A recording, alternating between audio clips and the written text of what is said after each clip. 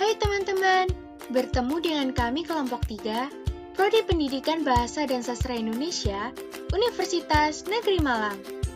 Pada kesempatan kali ini, kita akan belajar mengenai tahapan pembentukan bunyi dan proses komunikasi dalam kajian fonetik. Yuk, kita belajar!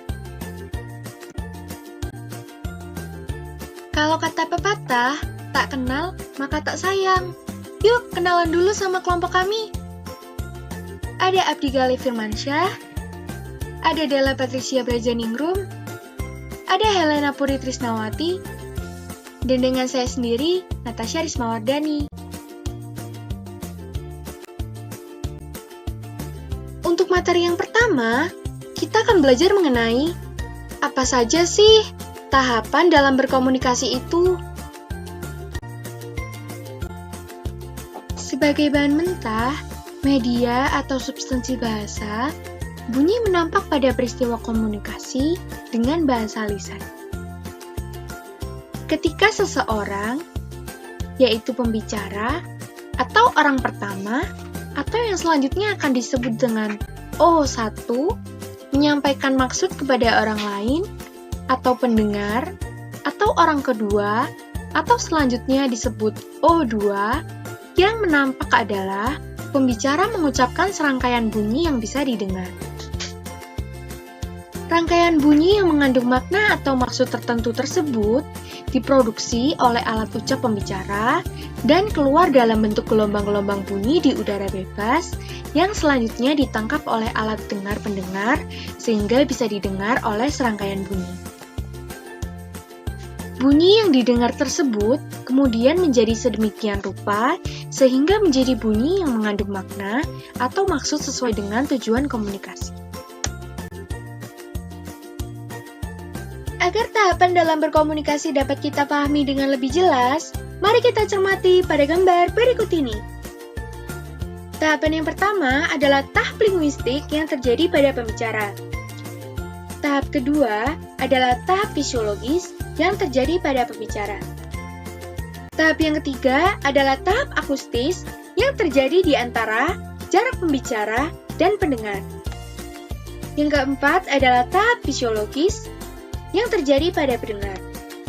Dan yang terakhir adalah tahap linguistik yang terjadi pada pendengar. Dari skema tersebut, kita tahu bahwa tahap dalam berkomunikasi melampaui 5 tahapan. Namun, yang menjadi cakupan dalam fonetik hanyalah 3 tahapan saja, yaitu tahap fisiologis pada pembicara, tahap akustis, dan tahap fisiologis pada pendengar. Untuk yang pertama, kita akan membahas tentang tahap fisiologis, atau tahap ketika pembicara menghasilkan bunyi. Pada tahap ini, setelah gagasan tersusun dalam otak dalam proses linguistik, kemudian otak mengaktifkan saraf motoris dan mengirimkan perintah dalam bentuk rangsangan-rangsangan ke otot-otot alat ucap. Atas perintah ini, alat ucap mengadakan gerakan-gerakan sedemikian rupa sehingga memunculkan perubahan tekanan udara di sekelilingnya yang berpotensi menimbulkan fonasi. Fungsi transmisi otak inilah yang berada di dalam tahap fisiologis. Untuk tahapan kedua adalah tahap akustis, atau tahap ketika gelombang bunyi bergerak dari alat ucap pembicara menuju ke alat dengar pendengar. Perubahan tekanan udara yang diakibatkan oleh gerakan alat ucap pada tahap fisiologis tadi menimbulkan gelombang bunyi yang merambat keluar dari alat ucap pembicara oleh hantaran udara menuju ke alat dengar pendengar. Posisi gelombang bunyi yang berada di alat ucap pembicara dan alat dengar pendengar ini disebut tahap akustis. Dan yang ketiga adalah tahap fisiologis, atau tahap ketika gelombang bunyi didengar oleh alat dengar pendengar sebagai bunyi. Gelombang bunyi yang berjalan melalui udara tersebut masuk ke dalam alat dengar pendengar sehingga merangsang saraf sensoris yang dikendalikan oleh otak. Hal ini masuk ke dalam tahap fisiologis. Mengapa sih tahap linguistik yang terjadi pada pembicara dan pendengar tidak termasuk dalam bahasan fonetik? Jawabannya adalah karena tahapan linguistik sudah menyangkut kajian neurologi, khususnya neurolinguistik. Dalam tahapan linguistik pembicara, pembicara mengalami tahapan pemilihan unsur kebahasaan yang sesuai dengan ide. Sedangkan dalam tahap linguistik pendengar, pendengar mengalami proses pengolahan gejala bunyi menjadi realitas bahasa yang bisa dimengerti. Hal ini dilakukan oleh otak pendengar dalam kapasitasnya sebagai fungsi kreativitas. Untuk pembahasan selanjutnya adalah mengenai bagaimana sih bunyi itu dapat terbentuk. Yuk kita cermati pembahasan dari Della. Proses pembentukan bunyi. Menurut Mas Nur 2018, macam-macam bunyi termasuk bunyi bahasa pada dasarnya adalah getaran atas benda apa saja karena adanya energi yang bekerja. Getaran ini disadari sebagai bunyi apabila getaran itu cukup kuat dan dihantarkan ke alat dengar oleh udara sekitar. Proses pembentukan bunyi bahasa juga demikian. Sumber energi utamanya adalah arus udara yang mengalir dari atom ke paru-paru. Getaran-getaran itu timbul pada pita suara sebagai akibat tekanan arus udara yang dibarengi dengan gerakan alat-alat ucap sedemikian rupa sehingga menimbulkan perbedaan atau perubahan rongga udara yang terdapat dalam mulut dan atau hidung. Sarana utama yang berperan dalam proses pembentukan bunyi bahasa. Yang pertama adalah arus udara. Arus udara yang menjadi sumber pembentukan bunyi bahasa merupakan hasil kerja alat atau organ tubuh yang dikendalikan oleh otot-otot tertentu atas perintah saraf-saraf otak. Dengan demikian, arus udara ini tidak muncul dengan sendirinya, tetapi diciptakan atas perintah saraf-saraf otak tertentu. Apakah arus udara menuju keluar dari paru-paru, atau arus udara agresif, atau arus udara ke dalam atau menuju paru-paru, atau arus udara ingresif. Yang kedua adalah pita suara. Pita suara merupakan sumber bunyi. Ia bergetar atau digetarkan oleh udara yang keluar atau masuk paru-paru. Pita suara terletak dalam kerongkongan atau laring, dalam posisi mendapat dari muka atau anterior, ke belakang atau posterior. Bergetarnya pita suara dengan cara membuka dan menutup. Lubang pada pita suara itu membuka disebut glotis. Yang ketiga, alat-alat ucap. Organ-organ tubuh yang dipergunakan sebagai alat ucap dapat dibagi menjadi 3 komponen, yaitu komponen supraglotal. Komponen supraglotal ini terdiri dari 3 rongga yang berfungsi sebagai lubang resonansi dalam pembentukan bunyi, yaitu rongga kerongkongan atau faring, rongga hidung, dan rongga mulut. Komponen laring. Laring orang awam biasa menyebut tenggorok ini merupakan kotak yang berbentuk tulang rawan berbentuk lingkaran. Di dalamnya terdapat pita suara. Laring dengan kerja pita suara inilah yang berfungsi sebagai klep yang mengatur arus udara antara paru-paru, mulut, dan hidung. Pita suara yang dengan kelenturannya bisa membuka dan menutup ini bisa memisahkan dan sekaligus menghubungkan antara udara yang ada pada paru-paru dan yang ada pada mulut dan hidung. Apabila dibuka lebar-lebar, udara yang ada pada paru-paru bisa berhubungan dengan udara yang ada pada mulut dan hidung. Sebaliknya, apabila klep ditutup rapat, udara yang ada pada paru-paru terpisah total dengan udara yang ada pada mulut dan hidung. Komponen subglotal. Komponen subglotal ini terdiri atas paru-paru kiri dan kanan, saluran bronkial, dan saluran pernapasan atau trakea. Fungsi utama komponen ini adalah untuk pernapasan, yaitu mengalirkan udara dari dan ke paru-paru. Kalau udara mengalir ke paru-paru disebut menarik napas, sedangkan kalau udara mengalir keluar atau dari paru-paru disebut menghembuskan napas. Materi selanjutnya adalah tentang apa sih yang dimaksud dengan transkripsi fonetis itu.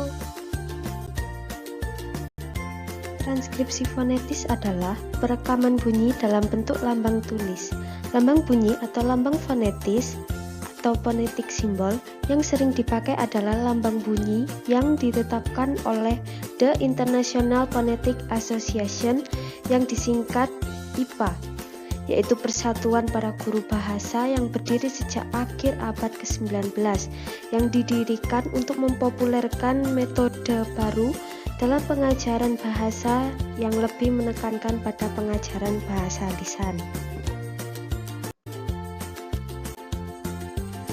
Contoh penerapan. Misalnya, Huruf vokal hanya ada 5 buah, yaitu A, I, U, E, O. Padahal fonem bahasa Indonesia saja ada 6 buah, yaitu A, I, E, U, dan O. Untuk fonem vokal keempat digunakan huruf E yang dimodifikasi dengan dibalik menjadi E. Contoh lain, pertama, bunyi O pada kata toko dan tokoh tidak sama. Untuk bunyi O pada kata toko digunakan huruf O. Untuk bunyi O pada kata tokoh digunakan huruf O, yaitu huruf O yang bagian awalnya dibuang. 2. Bunyi E pada kata sate, kera, dan monyet adalah tidak sama. Untuk bunyi E pada kata sate digunakan huruf fonetik E. Untuk bunyi E pada kata kera digunakan huruf fonetik E. Untuk bunyi E pada kata monyet digunakan huruf fonetik E. Berikut contoh lambang fonetik IPA.